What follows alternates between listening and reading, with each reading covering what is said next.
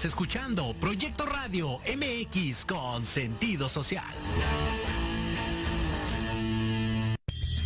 Las opiniones vertidas en este programa son exclusiva responsabilidad de quienes las emiten y no representan necesariamente el pensamiento ni la línea editorial de esta emisora.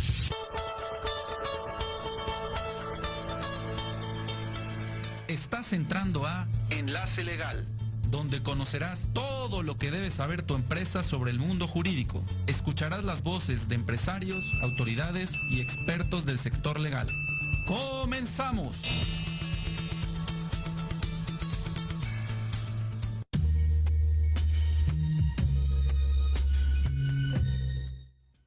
Hola amigos, ¿cómo están? Nos encontramos en otro programa de Enlace Legal, el programa número 8, que va a estar muy interesante. Vamos a hablar del divorcio y la pensión alimenticia en México. Solo para darles una idea, según datos del INEGI, la tasa de divorcio se incrementó 57.26%, mientras que la de matrimonios disminuyó 24.68% en la última década en México.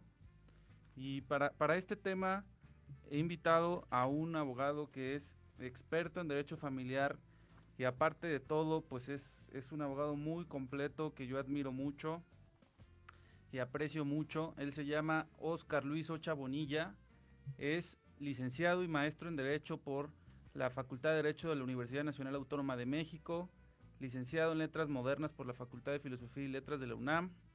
Actualmente cursa el doctorado en Derecho en la Facultad de Derecho también en la Universidad Autónoma de México. Ha realizado estancias de investigación en universidades como la Universidad de Erfurt, Alemania, Universidad de Humboldt de Berlín y el Centro de Estudios sobre Hans Kelsen con sede en la Universidad de Freiburg, también en Alemania, bajo la tutoría de personalidades como Christoph Mollers, quien es director de la Cátedra de Derecho Público de la Universidad de Berlín, o Matthias Hesdet, quien es director del Instituto de Teoría del Estado de la Universidad de Freiburg. También ha dictado conferencias dentro y fuera del país en lugares como la Universidad de La Habana o la Academia de Ciencias y Artes de Frankfurt, publicando artículos dentro y fuera del país. Actualmente se desempeña como profesor en la Universidad Autónoma Metropolitana en la carrera de Derecho, teniendo una trayectoria en la academia de más de una década, habiendo sido profesor también en otras instituciones como la Universidad Nacional Autónoma de México, el TEC de Monterrey y el Instituto Politécnico Nacional, entre otras. Y por otro lado, se desempeña como abogado postulante desde hace más de 15 años en las materias de Derecho Familiar, Derecho Civil, Mercantil y Amparo. Óscar, bienvenido y gracias por estar con nosotros. ¿Cómo estás, mi querido Aja? Un gusto estar contigo, un saludo a ti y a todo tu auditorio. Gracias, Óscar. Bueno, pues platicando de este tema del divorcio que bueno, se puede analizar desde diferentes ciencias y desde diferentes enfoques, pero bueno, en este programa lo vamos a analizar desde el punto de vista legal. Me gustaría que le comentaras a la audiencia qué se entiende por divorcio como figura jurídica.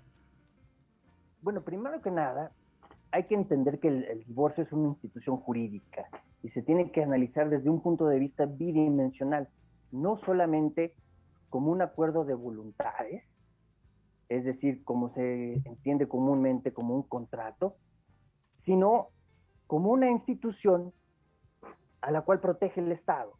¿Por qué? Porque la familia es la base de lo que va a ser nuestra sociedad. Bien dice nuestro código en el Distrito Federal, en su artículo 138 ter, que la familia o la reglamentación en relación con la familia, como será el patrimonio, serán de orden público y de interés social. Por eso es que no solamente tenemos que entender el matrimonio desde un punto de vista netamente jurídico, es decir, como una categoría lógico trascendental, en la que dos ficciones, como son las personas jurídicas, se vinculan, sino la tenemos que entender como una institución que va más allá, ¿no? Que es de importancia para el Estado, para la sociedad, como su base. Y esa sería, no sé si contesto con ello tu pregunta, mi querido Aja. Sí, perfecto. Y en relación a este tema, cuando dos personas deciden divorciarse, por ejemplo en la Ciudad de México, ¿cuáles son las consecuencias en relación con los hijos procreados por la pareja? Bueno, ahí habría que apuntar algo muy importante. Las obligaciones, en el caso de divorcio, frente a los hijos, no se extinguen con sino que subsisten, pero no solamente frente a los hijos procreados. Hay que recordar que también los matrimonios pueden adoptar, las obligaciones subsisten frente a los hijos adoptados o reconocidos, y que la patria potestad por ello no se extingue, ¿no? Y sobre todo que tenemos que considerar el interés superior del menor, el derecho a una identidad, y por tanto el divorcio no va a extinguir las obligaciones que vamos a tener frente a los hijos en un caso de divorcio, sobre todo contemplando el interés superior del menor, que entre otras cosas contempla el derecho a tener padres, ¿no? Claro, en la Ciudad de México hace algunos años hubo una reforma al Código Civil por medio de la cual se creó el divorcio, bueno, el llamado coloquialmente divorcio express, que legalmente se llama divorcio incausado. ¿Le podrías platicar un poco a la audiencia en qué consiste este trámite, más o menos cuánto tiempo dura y, bueno, pues para que conozcan un poco más de esto? Bueno, hay que entender, primero que nada, señalar los tipos de divorcio que existen actualmente en la Ciudad de México. El primero sería el administrativo, el cual se tramita ante el juez de registro civil, que no tiene mayor ciencia más que solicitarle a dicho juez la disolución del vínculo matrimonial. Existe el divorcio de mutuo acuerdo y ahora el divorcio voluntario, el llamado divorcio express, el cual ya no, bueno, la ley ya no nos exige una causa específica para el divorcio. Basta con la simple voluntad de uno de los cónyuges para que se disuelva el vínculo matrimonial. Ahora, ¿cuánto dura? Esto es muy subjetivo. Ahí depende, ya en la práctica, si podemos, por ejemplo, emplazar a uno de los cónyuges. En la práctica lo que sucede es que a veces no podemos ubicar el domicilio de uno de los cónyuges que ha abandonado el domicilio del matrimonio desde hace tiempo, o bueno, ese sería un supuesto, y esto nos complica muchísimo la cuestión de los tiempos. También hay que tomar en cuenta cuál es la carga laboral de nuestros tribunales, por ejemplo, ahora en la pandemia, donde tenemos las citas, nos las están dando, las audiencias nos las están retrasando muchísimo tiempo. Entonces, yo no te podría hablar exactamente de cuánto dura, te mentiría. Un aproximado, podrían ser 3 meses, no lo sé, es muy subjetivo en este aspecto. A veces se puede acelerar el procedimiento cuando se presenta la demanda por parte de uno de los cónyuges y el otro, si está de acuerdo, llega y se allana. En ese evento hablaríamos de un mes, una cuestión así. Ok, platicabas de un tema de, por ejemplo, cuando uno de los cónyuges abandona el hogar por decisión propia o por cualquier otra circunstancia. En ese caso, ¿qué podría hacer, por ejemplo, el cónyuge que se quedó en el hogar para localizarlo? ¿Qué formas legales tiene de pedirle al juez la localización del domicilio? Bueno, en estos supuestos, lo que se hace es pedirle, sobre todo al Instituto Nacional Electoral, se le pide al juez que gire oficio al Instituto Nacional Electoral para que nos indique si en sus registros tiene algún domicilio de la persona a la que estamos buscando. Eso es lo más común para encontrar a una persona de la cual no sabemos su paradero. Ok, perfecto. En la Ciudad de México entiendo que existen dos regímenes para casarse o para contraer matrimonio, ¿no? El de separación de bienes y el de sociedad conyugal. Corrígeme porque yo, la verdad, no practico, o tengo varios años de no practicar el derecho familiar. ¿Bajo qué régimen legal recomendarías contraer matrimonio a las parejas que quieran casarse? Bueno, antiguamente se tenía la idea de que si uno se casaba bajo el régimen de separación de bienes era mucho más conveniente, bueno, así lo consideraban algunos, porque los bienes de uno de los cónyuges quedaban íntegros al momento de la disolución del vínculo matrimonial. Ahora tenemos una nueva figura llamada la compensación, desde hace un par de años, la cual está establecida en el artículo 267 del Código Civil para el Distrito Federal, la cual nos dice que si la mujer se dedicó preponderantemente a las labores del hogar, tendrá derecho a una compensación económica, la cual tendrá como límite el 50% del valor de los bienes que tenga el otro cónyuge, los cuales hayan sido adquiridos dentro del matrimonio. Luego entonces, ya no es tan fácil o resulta de alguna manera similar la sociedad conyugal a la separación de bienes al momento de la disolución del vínculo matrimonial. Claro está que en el caso de la sociedad conyugal tenemos derechos y obligaciones que van por parte de ambos cónyuges y que tendrán ventajas y desventajas frente a la separación de bienes, pero para efectos de lo que va a ser la disolución del vínculo matrimonial, en el caso de divorcio, ya no estamos hablando realmente de algo muy distinto en ambos casos, ¿no?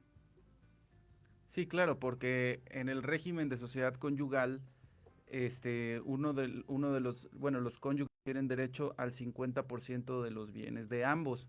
Entonces, con el tema de la compensación, como bien dices, pues prácticamente se equipara este derecho. Ojalá y mi esposa no esté escuchando este programa, porque seguramente si me divorcio voy a tener problemas. Y bueno, platicando un poco más del tema de la compensación. Decías que el límite en el Código Civil es del 50% de los bienes que se adquirieron en el matrimonio, es decir, pensando, pueden ser ambos casos, ¿no? Pero pensando en que un hombre o una mujer se dedicaron preponderantemente al hogar, tendrían derecho máximo al 50% de los bienes del otro cónyuge. Pero en tu experiencia, los jueces que han decidido en estos casos, ¿qué porcentajes son los que en los tribunales están dictaminando o sentenciando como compensación?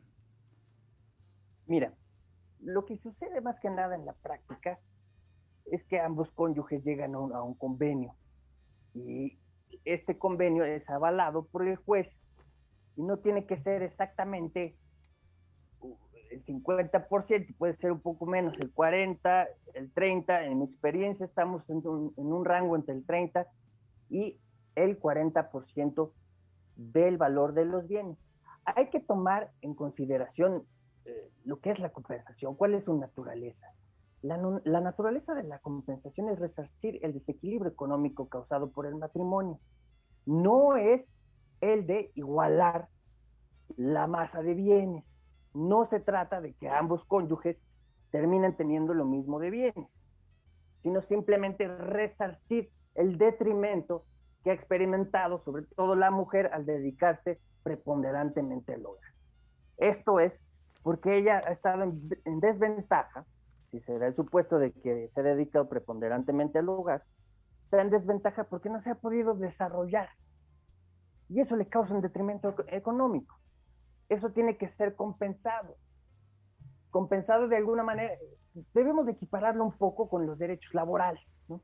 Es un resarcir un daño que se equipara con un derecho laboral, no asistencial, como por ejemplo una pensión alimenticia. Okay. En ese sentido, no tendríamos una cantidad, no se da en los tribunales en la práctica una cantidad exacta, ¿no?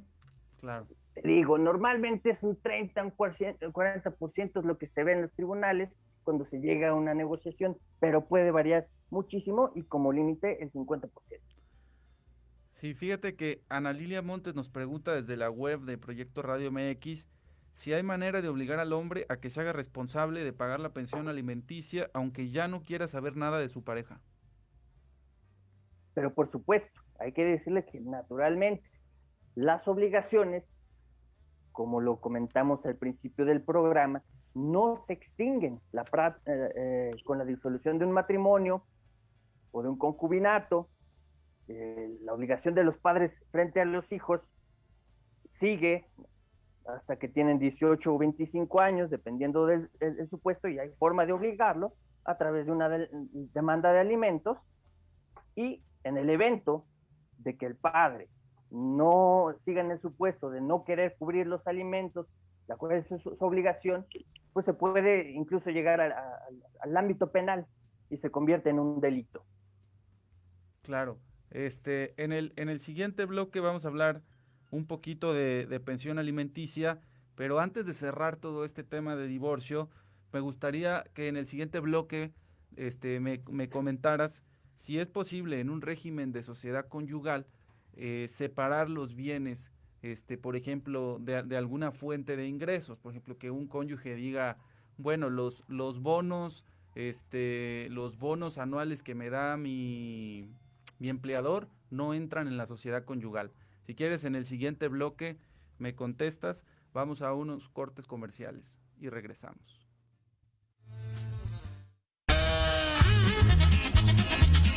Oye, ¿a dónde vas? ¿Quién, yo?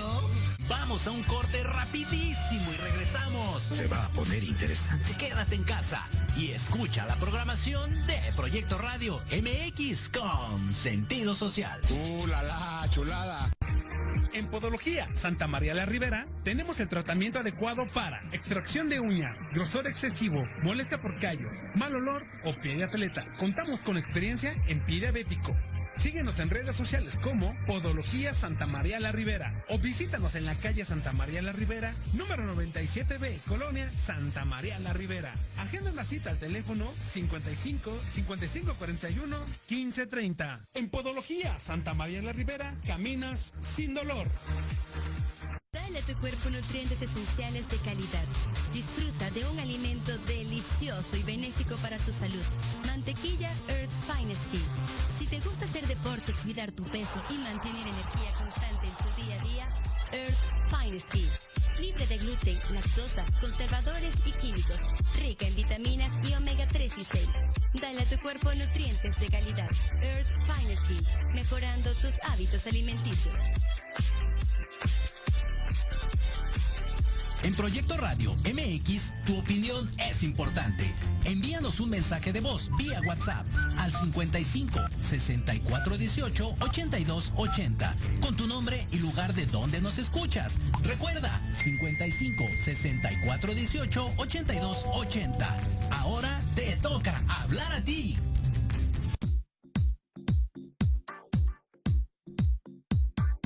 No te pierdas todos los lunes de 9 a 10 de la mañana. Construyamos juntos con Luis Triana. Programa de emprendedores para emprendedores. Solo por Proyecto Radio MX con sentido social.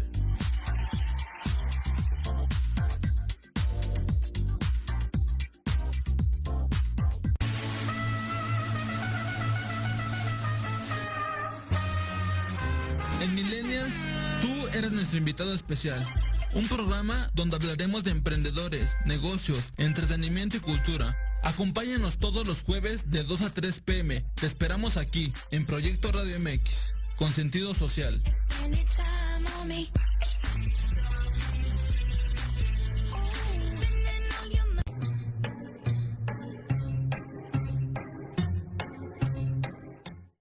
Regresamos a Enlace Legal con el doctorando Óscar Ucha.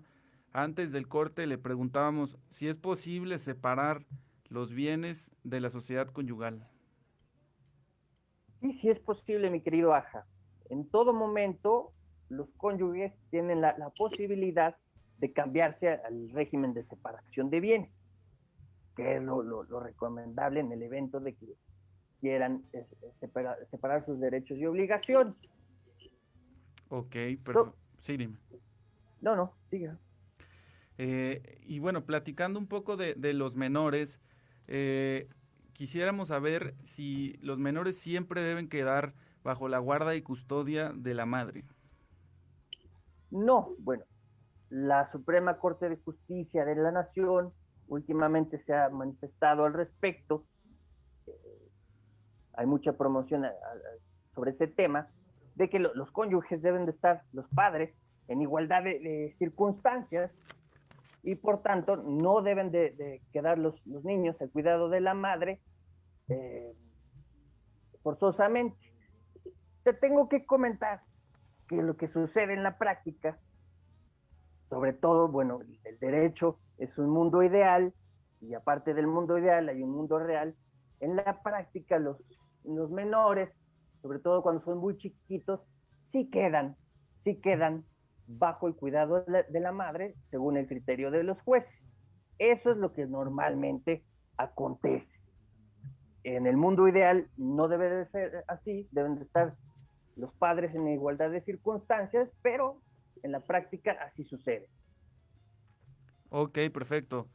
Sonia Sánchez nos dice desde la web, ¿qué pasa cuando dice que no tiene trabajo o ingresos fijos? Eso me imagino refiriéndose al marido. Como hemos ya recalcado desde el principio del programa, las obligaciones de los padres frente a los hijos no se extinguen. Está obligado el padre a proporcionar alimentos y ya será su responsabilidad pues ver de dónde los consigue, hablando muy coloquialmente. Si, por ejemplo, incluso constituye un delito, si, por ejemplo, el padre renuncia a su trabajo para evadir sus obligaciones frente a sus hijos. Luego, entonces, la obligación de los alimentos ahí está y no puede ser evadida por los padres. Ok. En cuanto al régimen de visitas que tienen, por ejemplo, pues ya sea el padre o la madre, es decir, el cónyuge que no tenga la guardia y custodia de los menores, ¿cómo funciona el régimen de visitas? Por ejemplo, para estos padres que están separados, que están viviendo en un hotel en estos momentos y dicen, bueno, ¿qué derecho tengo o cuántas veces al mes puedo ver a mis hijos? ¿Cómo funciona este derecho de visitar y convivir con sus hijos? Mira, mi querido Doha, en principio, el límite de visitas va a estar primero que nada establecido por el interés superior del menor, es decir, el límite será los horarios que tenga el menor, las actividades que tenga el menor, y ya de ahí se puede establecer un régimen de convivencia. Yo nunca puedo interrumpir las actividades del menor, es decir, si el menor está en la escuela, yo no puedo interferir con ese horario. Si el menor toma un curso, clases de fútbol, etcétera, etcétera, yo no puedo interferir con esos horarios. Ya de ahí queda generalmente libre, a criterio según el convenio al que lleguen los padres, cuál será el régimen de convivencia. Cuando no se llega a un acuerdo, lo que sucede normalmente es que el juez determina que sea cada 2 semanas. Esa es mi experiencia. Más o menos así acontece frente a los tribunales. Ok, nos pregunta Jazz Álvarez. A ella no le contestes porque es mi esposa, pero no es cierto, es broma. Dice, ¿se puede renunciar a la pensión alimenticia? No, de ninguna manera se puede. De parte de los menores, de ninguna manera pueden renunciar a la pensión alimenticia. Mientras sean menores, no pueden. Ya cuando están emancipados, pues naturalmente ya no son, ni siquiera tienen derecho a la pensión alimenticia. Ok, y esto nos da pie a otra pregunta. ¿Hasta cuándo está obligado un deudor alimentario a pagar pensión alimenticia?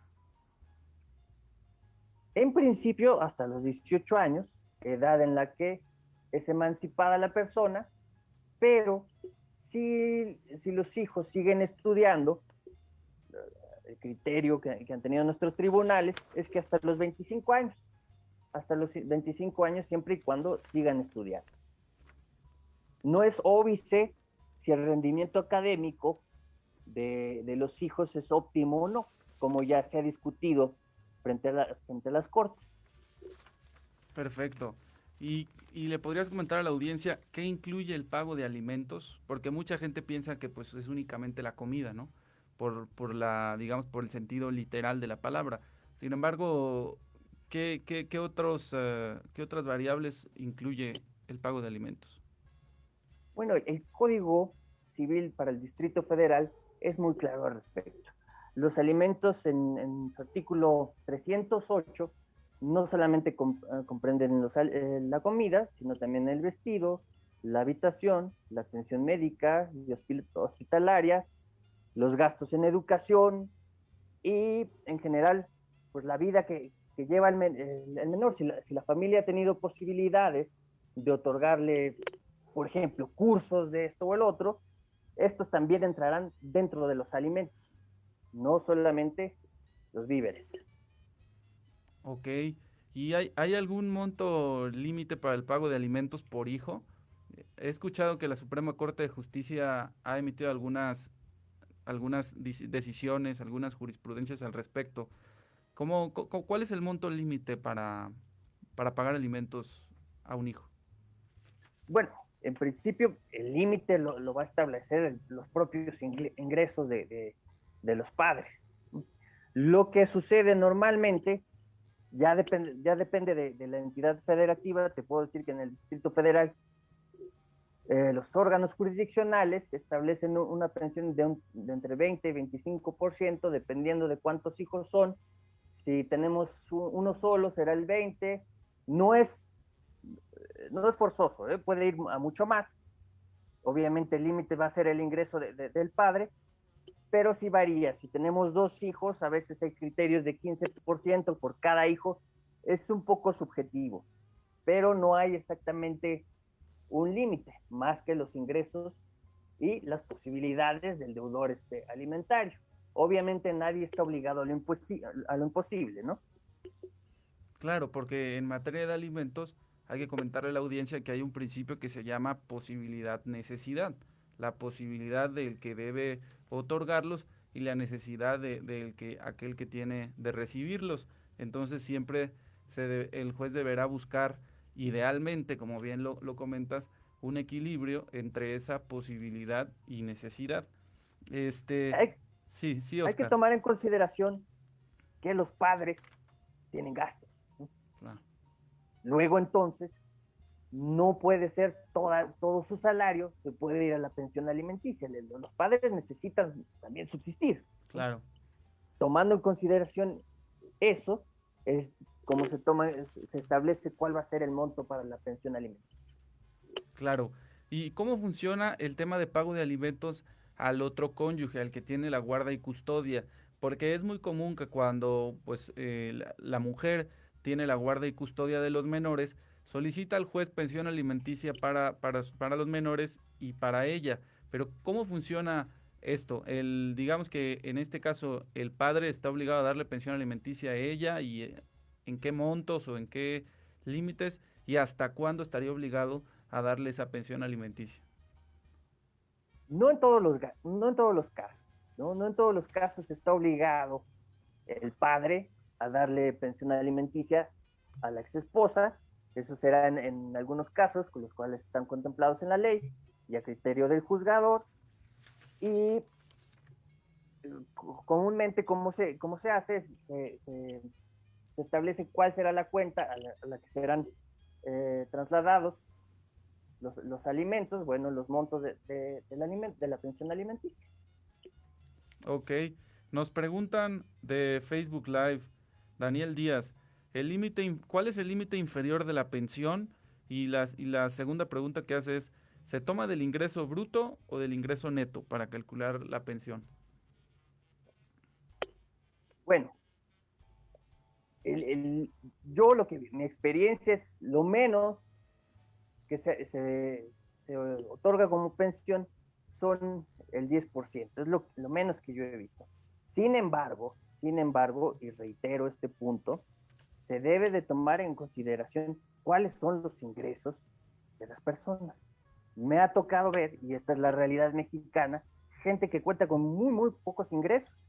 Y me ha tocado ver pensiones alimenticias de 500 pesos. 500 pesos mensuales, que uno dirá, pues no es realmente suficiente para alimentar a un menor, pero esto va en relación a cuáles son los ingresos reales de una persona. Y ese ha sido el criterio de los órganos jurisdiccionales. ¿Cuál era la otra pregunta, perdón? La pregunta es si la pensión se calcula sobre el ingreso bruto o el Bruto. ingreso neto. Bruto. Bueno, esto se lo tienes que aclarar al juzgador. Le tendrás que decir, estos son mis ingresos, estos son mis gastos, y de ahí esto es lo que me queda, ¿no? Ok. Comentabas que la pensión o el incumplimiento a pagar la pensión alimenticia es un delito en la Ciudad de México y en otras entidades federativas. Este delito se persigue por querella de oficio, y también la otra duda que tengo es, ¿cuál sería, al menos, el mínimo y el máximo de la pena de prisión que sufriría una persona que no pague alimentos? Bueno, el delito se persigue por querella, en principio, y la pena va de los 3 a los 5 años de prisión, contestando a tu pregunta. Ok. Y preguntando, bueno, en este tema del sistema oral, en materia penal, una persona que deba alimentos puede salir, pagando una fianza, o digamos que ya es, prisión privativa, prisión de oficio, digamos. No, puede salir, claro que sí, pagando una fianza. Correcto. No se trata de una prisión oficiosa como en el caso que establece el Código Nacional de Procedimientos Penales. Tal será el caso de violación o el caso de secuestro u otros. Perfecto. Perfecto. Nos pregunta Jazz Álvarez, si los ingresos del deudor alimentario disminuyen o aumentan, ¿la pensión también se ajusta? Oye, antes de que contestes esta pregunta, ten cuidado lo que dices, porque le estamos dando muchas armas al enemigo. Claro que sí, mi querido Aja. Sí, la pensión siempre se puede ajustar. Siempre a través de los incidentes se puede ajustar la pensión. Se le dice al juez, ¿sabes qué?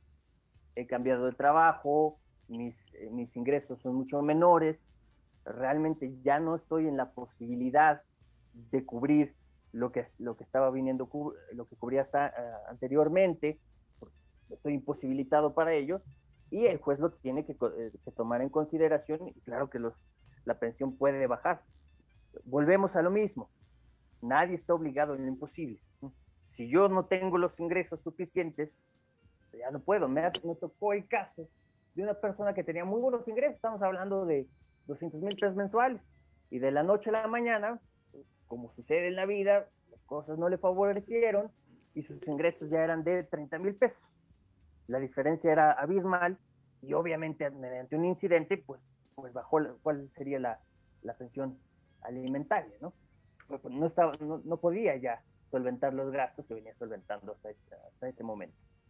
Sí, claro, porque recordarle a las personas que nos escuchan que pues un cónyuge enojado, ya sea hombre o mujer, pues no paga pensión o paga lo menos posible. Entonces, independientemente de los ingresos que tenga, pues la realidad sea dicha, si separamos el mundo ideal, que esa frase me gustó mucho, y que tiene una justificación filosófica, pero me gustó mucho, de que el derecho está en el mundo ideal, es decir, la norma siempre dice o relata una sociedad ideal en la cual pues el legislador prevé que puede ser armoniosa y puede ser justa y puede ser equilibrada. Sin embargo, la realidad pues dista mucho de ello, porque pues entra el ser humano con sus subjetividades a operar la norma, y lo que quería comentarles es que pues siempre hay maneras de poder pagar menos pensión alimenticia con un buen abogado. Obviamente siempre vamos a estar a favor de que se cumplan las obligaciones que tienen los padres con sus hijos. Sin embargo, pues lo ideal siempre es llegar a un acuerdo que sea beneficioso para ambas partes, y sobre todo pensar en los hijos, ¿no? Pensar en que todos estos procedimientos pues pueden ser traumáticos para los hijos. El hecho de pararse un juzgado, ingresar con un juzgador, pues para un menor pues no es lo mejor en cuanto a su desarrollo. Me quedó una duda, por ejemplo, si una persona que gana, por ejemplo, 100,000 pesos y sabe que va a recibir una pensión, una demanda de pensión alimenticia, y de repente empieza a esconder sus bienes, le empieza a decir a sus clientes, oye, en lugar de que me pagues a mí, págale a mi hermano, págale a familiares para que no le puedan embargar bienes. Ahí, digamos que la madre, la cónyuge, ¿qué acciones tiene en contra del padre? Se puede ir naturalmente por la vía penal, es un delito como lo establece el artículo 194 del Código Penal para el Distrito Federal. Y aquí quisiera recalcar algo, mi querido Aja. Es importante recordarle a tu auditorio que quien está de por medio en el caso de la pensión alimenticia son los menores, son los hijos. No se trata de ver quién da menos y quién da más, ¿no? De quién gana qué. No, se trata del menor. Él es el importante. Por eso está el bienestar superior del menor, el interés superior del menor, como lo establecen nuestros órganos jurisdiccionales, y a quien se debe de proteger. Es muy importante que a la disolución de un vínculo matrimonial, los cónyuges consideren, los padres consideren cuáles son las prioridades de los hijos, y no solamente tomarlo como una venganza frente al otro y tratar de pagar menos. Claro. Nos comenta Daniel Díaz, ¿hay manera de pedir evidencia de que la pensión se gaste de forma correcta? Es decir, que sea usada para los niños. Naturalmente se establecen cuáles son los gastos del niño frente a los tribunales, cuáles son los gastos de alimentos, y con base en eso se puede pedir que se dé cuenta de cómo se está gastando ese dinero. Correcto. ¿Podrías, Oscar, comentarle a la audiencia cuáles han sido tus anécdotas, digamos, pues más importantes o más interesantes en tu práctica profesional en esta materia familiar? Uy, han sido muchísimas, mi querido Aja. Te platicaré algunas de las más, yo le llamaría exóticas que me ha tocado vivir. Me ha tocado divorciar a algunas parejas y que un mes después verlas casadas, que se me vuelvan a casar. Una vez me tocó una pareja que se casó 3 veces. Por eso me gustaría reiterarle a tu auditorio que el matrimonio, más allá de ser un contrato, se debe de entender desde una dimensión social, es decir, no como cualquier cosa, ¿no? Sino como la base de la sociedad, que hay que cuidarlo, hay que respetarlo y velar porque en lo posible, porque no acabe. Hay veces que no queda de otra, ¿no? Que ya las parejas no se entienden y es necesario, sobre todo por el bien de los hijos, cuando hay hijos, terminar la relación, pero en lo posible, yo recomendaría que las parejas hicieran lo posible para conservar el amor y seguir adelante, sobre todo por los hijos. Los hijos necesitan la unidad familiar ante todo. Perfecto. Nos pregunta Adriana Ramos Izquierdo desde Facebook Live. La situación es, el señor tiene una pareja y registró al niño de ella con su apellido. Él aún vive con su esposa desde hace 30 años. Él busca divorciarse sin que ella se entere. Él ya está arreglando lo de su jubilación. La pregunta es, ¿él se puede divorciar sin que ella se entere? Y si él se jubila, la esposa, ¿qué beneficio tendría? No. Vamos, jurídicamente, hablando del matrimonio, desde un punto de vista netamente jurídico, como una categoría lógico trascendental, es un convenio, ¿no? Es un convenio y la persona tiene que ser forzosamente emplazada para disolver ese convenio. No puede divorciarse sin que se entere. Tiene que demandar a la persona, esta persona tendrá que ser emplazada, es decir, un actuario tendrá que informarle a esta persona, como se dice coloquialmente, notificarle a esta persona que está emplazada a un juicio de divorcio. Perfecto. Hoy platicando de los derechos de personas o de uniones de personas del mismo sexo, ¿en la Ciudad de México se permite el matrimonio entre personas del mismo sexo?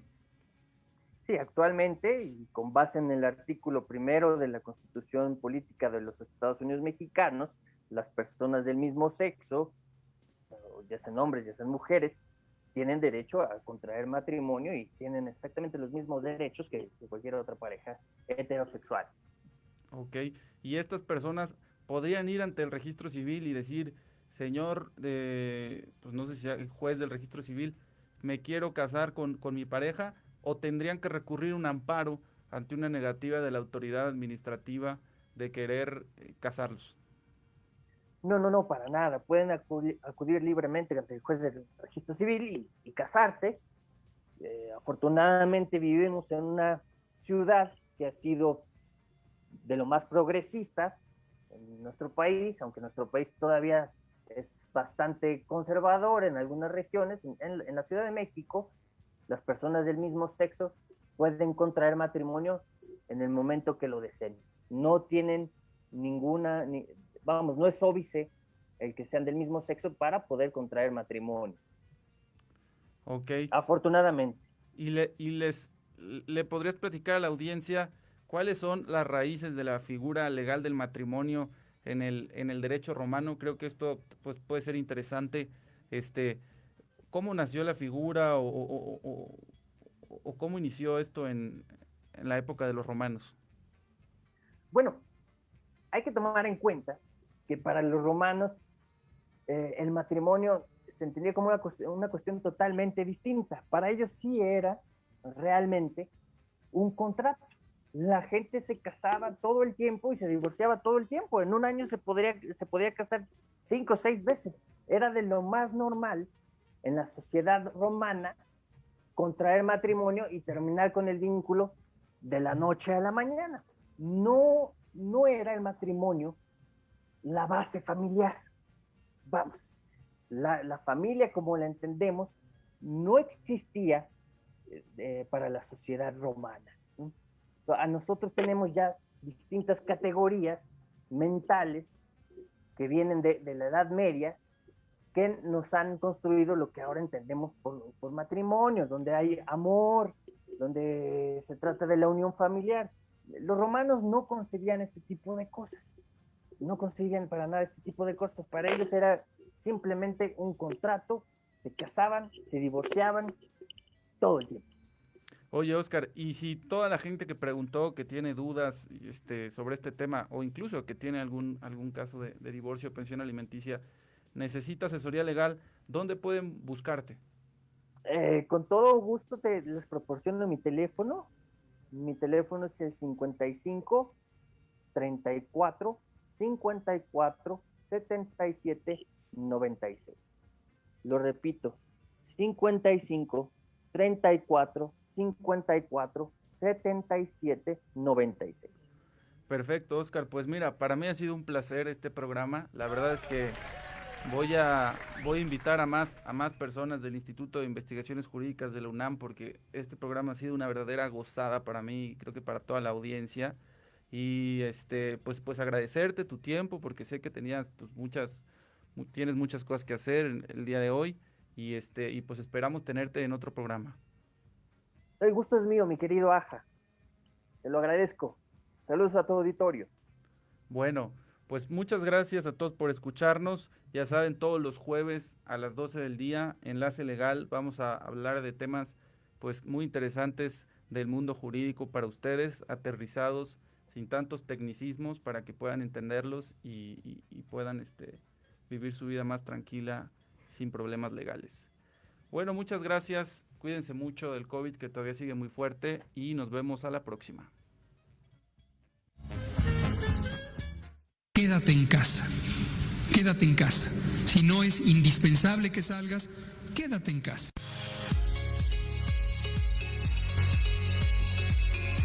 Te esperamos el próximo jueves a las 12 del día en Enlace Legal. No olvides seguirnos en Facebook y YouTube como Aja Cadena Abogados o contáctanos al teléfono 55 29 50 74 37. Chao, pescado.